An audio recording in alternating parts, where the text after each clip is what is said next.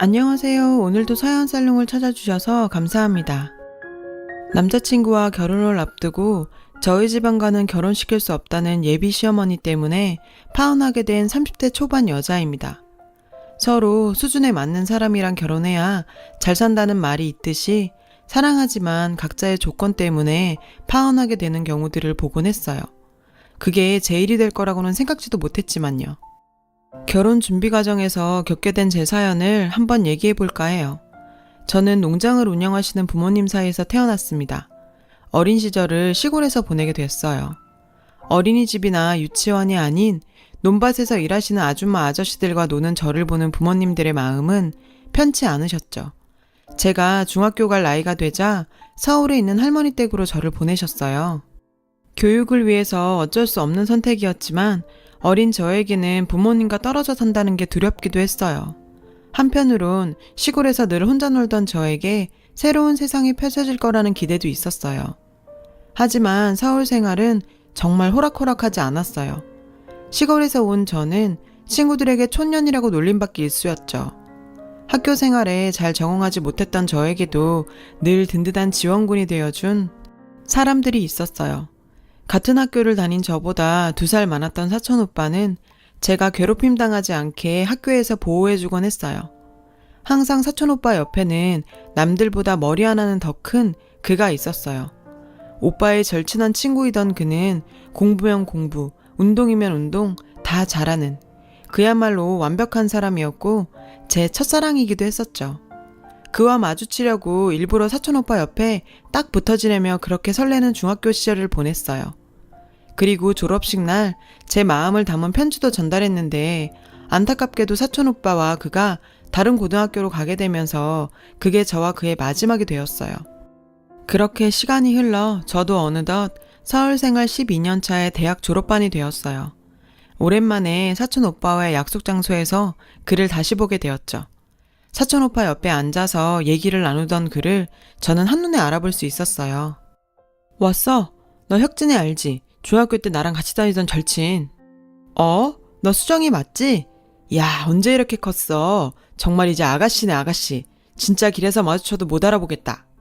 여전히 남들보다 머리 하나는 더 큰 그가 아직까지 내 이름을 기억해주는 모습에 순간 정신이 아찔해질 정도였어요. 안녕하세요. 오랜만이에요. 혁진 오빠 잘 지내셨죠? 10여 년 만에 첫사랑과의 재회 이후 저와 그는 급격히 가까워지게 됐어요. 그는 명문대를 졸업해 S사를 다니고 있더라고요. 쉬는 날이면 저를 데리고 맛집 투어를 시켜줬고 어린 시절 좋아했던 오빠와의 데이트는 정말 꿈만 같기만 했습니다. 하지만 만남은 짧고 이별은 길다고 했나요? 어느 날 엄마에게 걸려온 한 통의 전화는 정말 청천벽력 같은 소식이었죠. 얼마 전 병원에서 종합검진을 받은 아빠가 폐암 사기라는 소식이었어요. 이미 온몸으로 전이 돼서 수술조차 불가능한 상태였던 거예요. 정말 일주일간은 눈물이 마르는 날이 없었어요. 어디 가서든 여장부 소리 듣던 엄마조차 이 상황은 버티기 힘들어 보였어요. 무엇보다 가장 힘든 건 아빠 본인이었는데 평생을 밤이며 낮이며 농장만 생각했는데 정작 본인 몸은 돌보지 못했다며 안타까워하셨어요. 몸은 몸대로 마음은 마음대로 약해지신 아빠는 얼마 버티지 못하셨습니다. 엄마를 잘 부탁한다는 말만 남기시고 하늘나라로 가셨어요. 아빠의 마지막 한마디는 제 인생을 완전히 바뀌게 만들었습니다. 아빠의 장례식 직후 저는 서울 생활을 정리하고 고향으로 내려왔고 혼자 계신 엄마에게 농장 일을 배우기 시작했어요. 엄마는 제가 농장일 하는 걸 반대하셨지만 제 의지는 확고했죠. 그 후 2년간 어떤 누구와도 연락하지도 않고 농장일 배우는 데 집중했어요. 그 결과 아빠의 발끝에도 못 따라가겠지만 역시 임박사 딸답다는 소리를 들을 정도였어요. 농장일도 갈수록 자동화되고 있고 예전처럼 무조건적인 노동만이 필요한 일도 아니었기에 여자인 저도 충분히 할 수 있는 일이었습니다. 일하시는 아저씨들이 입 모아 말하시길 이 모든 건 아빠가 만들어 놓은 시스템이라며 임박사 덕분에 농사짓기 편해졌다고 해요. 정작 딸인 저는 지금까지 아빠가 어떤 삶을 사셨는지 몰랐다는 사실에 부끄럽기가 그지 없었네요. 2년이란 시간이 저희의 상처를 보듬어주기에 충분하진 않았지만 나름 자신의 자리를 찾아가고 있었어요. 엄마도 예전의 여장부 모습을 되찾아갔고 저도 화장품보다는 밀짚 모자가 더 익숙한 농촌 아가씨가 되어갈 때쯤 끊겼을 거라고 생각했던 그와의 인연은 다시 이어지게 되었습니다. 여보세요? 수정이니? 나 혁진 오빠야. 2년 전 말도 없이 사라진 저였기에 항상 그에 대한 마음은 가슴 한켠에 남아 있었는데 서울에서 내려온 한동안 그의 연락을 받지도 않았거든요. 그래서 그도 포기한 줄 알았어요. 이렇게 다시 먼저 전화해준 그에게 고마웠어요. 그렇게 다시 이어진 인연에 서울을 오가면서 3년간 뜨겁게 사랑했어요. 점점 나이가 차가는 딸이 농사만 짓고 있는 걸 걱정하던 엄마도 제가 남자친구가 생겼다는 소식에 좋아하셨고 빨리 결혼해서 손주 보고 싶다며 성하셨어요. 말이 손주지 이 농사만 짓는 시골 생활을 제가 빨리 벗어나 보통의 삶을 살길 바라신 거죠. 그렇게 저만 바라보며 사시는 엄마에게도 남자친구는 든든한 사위가 되어줄 거라 믿었어요. 제가 먼저 결혼 이야기를 꺼냈고 남자친구의 프로포즈를 받아 결혼을 약속했어요. 하지만 결혼은 단순히 사랑만으로 되는 일이 아니었어요. 결혼 승낙을 받기 위해 처음 뵙게 된 시부모님과는 첫 만남부터 삐걱대기 시작했어요. 그래, 부모님은 어떤 일을 하시고? 아버지 어머니 두 분 다 시골에서 농장 운영하셨는데 얼마 전 아버지가 돌아가시고는 지금은 저랑 어머니랑 운영 중이에요. 뭐? 농장? 농사 짓는다는 말이니? 뭐 어떤 거 하니? 과수원도 하고 소돼지도 키우고. 아니 됐다. 더 이상 말할 필요 없을 것 같구나. 여보, 가죠. 우리 집이 농사 짓는다는 얘기를 듣자마자 예비 시어머님께서는 자리를 박차고 일어났는데 저도 너무 당황해서 그 자리에서 얼음이 돼버렸고 남자친구 역시 예상치도 못한 상황에 어찌할 바를 몰라 했어요. 남자친구는 집에 가서 부모님을 잘 설득해보겠다고 걱정 말라며 저를 돌려보냈죠. 예비 시모의 한마디에 엄마 아빠가 평생 해온 일이 무시당하고 바닥에 내팽겨 쳐진 것만 같았어요. 그리고 얼마 후 예비 시모께서 한번 만나자는 전화가 왔는데요. 저는 이번 기회에 지난번의 오해 또 풀고자 급하게 서울로 올라가서 약속 장소로 갔어요. 예비 시모께서는 저를 보자마자 차갑게 말씀하셨어요. 단도직입적으로 말하마. 나는 내 아들 농사 짓는 집에 장가 못 보낸다. 내가 우리 아들을 어떻게 공부시켜서 대기업을 보냈는데 그런 천안이라는 집안에 장가를 보낼 수 있겠니? 우리 아들이 너무 순진해서 아직 세상 물정을 몰라. 천안일? 우리 집이 천안일 하는 집안이라고 말하는 예비 시모의 태도에 저도 참을 수가 없었어요. 어머님, 너무하시네요. 아무리 그래도 천안일이라뇨. 왜 농사짓고 가축 키우는 게 천안일이에요? 요즘엔 농장일도 다 과학적으로. 그래 봐야 농사가 농사지. 옛부터 못 배운 사람들이나 하는 게 농사 아니냐. 내 말이 틀려? 아무튼 난 할 말 다 했다.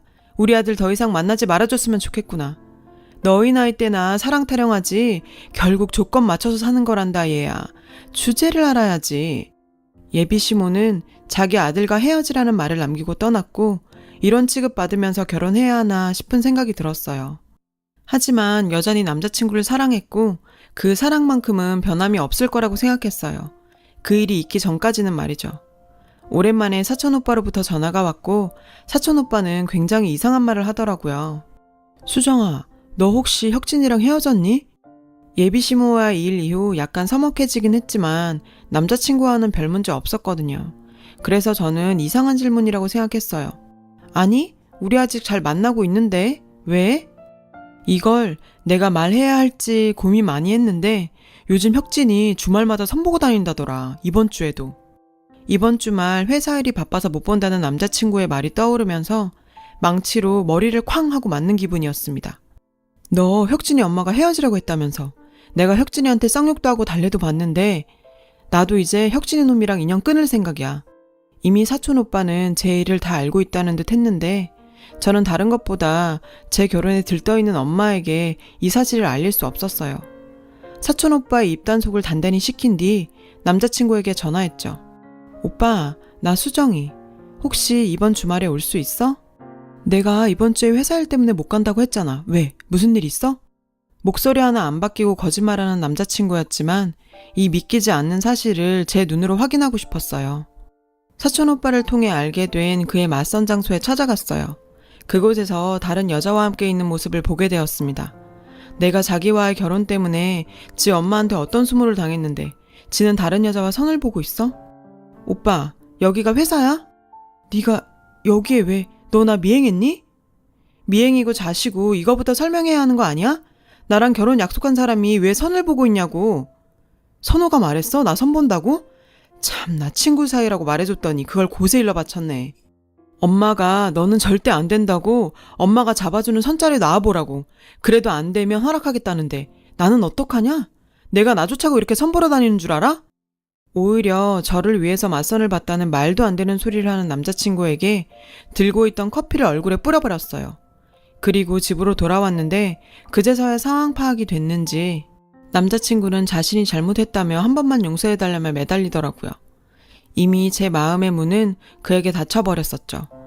중학교 때 시작한 짝사랑부터 3년간의 연애가 이렇게 끝나는구나 생각하니 가슴이 찢어질 것 같았어요. 하나 있는 외동딸 결혼한다고 마을 잔치까지 여시겠다고 준비하는 엄마에게 어떻게 이야기해야 할지 고민이 깊어갔어요. 그 생각과 함께 이별의 아픔에 농장일만으로 시간을 보내고 있었습니다. 어느 날 예비 시모가 왔다는 얘기를 듣고 농장 사무실로 뛰어갔는데요. 아니 왜 저 사람이 여길? 농장 사무실에는 엄마와 그 여자가 앉아 있었죠. 말하지 않으면 자식은 엄마의 마음을 몰라줘도 부모는 자식의 마음을 안다고 했나요? 제가 남자친구와의 이별을 말하지도 않았음에도 불구하고 무슨 일이 있다고 생각한 엄마는 사촌오빠를 닥달해서 결국 자초지종을 전해 들었던 거죠. 그 말을 듣고 저희가 헤어진 것도 모른 채 예비시모를 농장으로 초대한 것이었어요. 사돈, 아이들이 좋다고 하는데 결혼시키시죠. 제발 한 번만 와달라고 해서 이 시골 총고수까지 왔더니 뜬금없이 사돈이라뇨. 저희 아들 이곳에 장가 보낼 생각 없습니다. 급이 맞아야 결혼을 하죠. 사돈이 저희 집 농사 짓는 집이라 반대하신다고 들었는데 딸아이 결혼시키면 농장 정리하고 서울로 올라갈 생각이었어요. 서울에 제가 살 집도 이미 마련해뒀고 딸아이 앞으로 아파트도 준비해뒀고요. 그 여자는 엄마 말에 웃기지도 않는 소리 한다며 콧방귀를 꼈는데요. 시골에서만 사시니까 세상 물정 정말 모르시네요. 이런 농장 팔아서 무슨 서울에 아파트를 산다고. 요즘 서울에 아파트가 얼마씩 하는지는 아세요? 사돈, 여기 동네 들어오실 때 과수원 보셨죠? 거기서부터 저 뒤에까지 다 저희 농장이에요. 애 아빠가 죽기 전에 서울에 부동산도 여러 채 사둬서 우리 딸아이 앞으로 부동산도 꽤 되고요. 그런 걱정은 안 하셔도 됩니다. 엄마의 말을 들은 예비시모는 아수라백작이 따로 없었는데요. 눈알 굴러가는 소리가 읍내까지 들릴 것 같더라고요. 어머어머 그러셨구나 사돈. 그것도 모르고 그냥 동네에서 농사 짓는 분들인 줄 알았네요.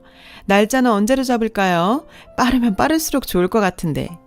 우리 집에 장가 보낼 수 없다더니 우리 집 재산 얘기를 듣더니 아주 저희 엄마에게 붙어서 떨어질 생각을 하질 않았죠. 이 역겨운 꼴을 더는 볼 수 없어서 사무실로 들어갔어요. 어머 우리 애기 왔니? 말을 하지 그랬니? 이렇게 큰 농장인 줄 생각도 못했잖니? 지난 일은 다 잊고 우리 한번 잘 지내보자. 역겨워 정말. 수정아, 너 시어머니 될 사람한테 무슨 말 버릇이니? 엄마, 나 이 결혼 안 해. 나 이미 그 인간이랑 헤어졌어. 미안해, 미리 말 못하고 이런 꼴 보여서. 애기야, 무슨 얘기니? 우리 아들은 아직 너 많이 좋아해. 너희 3년이나 사귀었다면서 다시 잘 시작해보면 조건에 맞춰서 결혼해야 하는 거라며 자기 아들과 헤어지라던 인간이 지금 와서 잘 시작해봐? 조건 맞춰서 사는 거라면서요. 주제에 맞게 행동하라면서요. 이제 와서 보니 좀 아까우세요? 꼴랑 30평짜리 아파트 전세 살면서 아들 대기업 보냈다고 그렇게 급을 찼더니 우리 집안에 비해 당신 집안 급이 너무 떨어져서 결혼 못하겠네요. 누구는 이런 말 못해서 안 하고 사는 줄 아나. 농사가 천한 일이라고? 옛부터 못 배운 사람들이 하는 일이 농사라고 하지 않았나? 아주머니 무슨 대학 나오셨어요? 아, 대학은 나오셨나? 우리 아빠 S대 농대 나왔어요. 당신처럼 그렇게 편견 가지고 사니 그따위로밖에 못 사는 거예요. 알겠어요? 본인이 급 떨어진다는 소리를 듣고도 제가 가진 재산이 아쉬웠는지 그 여자는 모두 자기 잘못이라며 자기 아들은 잘못이 없다며 용서해달라고 사정하는 그 모습을 보니 참 한심하게 그지없더라고요. 어릴 때부터 배우는 교훈인 사람 겉모습만 보고 편견 가지지 말라. 혹은 직업에는 귀천이 없다는 말을 왜 이리도 지키기가 어려운 것인지 엄마는 이번 일을 계기로 이제 살면 얼마나 더 살겠느냐며 농장을 정리하고 계십니다. 평생 아빠와 농장에서 일생을 바친다고 가보지 못한 크루즈 여행도 가고 유럽 일주도 돌면서 남은 여생을 즐기고 계세요. 저는 그런 엄마를 보면 행복합니다. 엄마가 행복하니 저도 행복한 걸. 제가 행복하면 엄마는 더 행복하시겠죠? 제가 한 사랑 때문에 엄마한테 상처 준 걸 생각하면 미안한 마음 뿐이에요. 엄마를 위해서라도 제 행복을 찾아 즐겁게 열심히 살아봐야겠습니다. 긴 사연 들어주셔서 고맙습니다. 여러분, 사연 댓글에 응원과 현명한 조언 부탁드려요. 좋아요와 구독은 저에게 큰 힘이 됩니다. 오늘도 좋은 일 가득하세요.